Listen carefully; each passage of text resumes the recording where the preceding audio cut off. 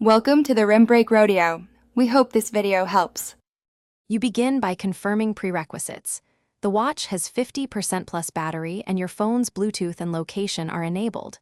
Open the Firebolt app and sign in or create an account. Grant permissions when prompted so pairing can proceed.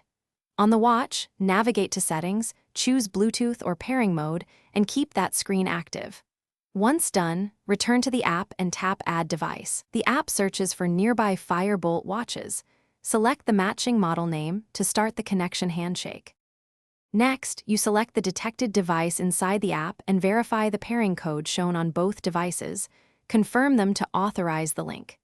Make sure you allow notification access and contact sync if you want calls and messages forwarded. This is why the app requested permissions. If the app offers a firmware update, accept it and keep the phone and watch close. Interruptions can fail the update.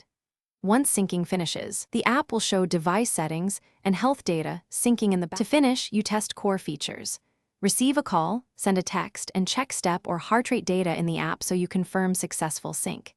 If something fails, first reboot both devices and retry pairing from the Firebolt app.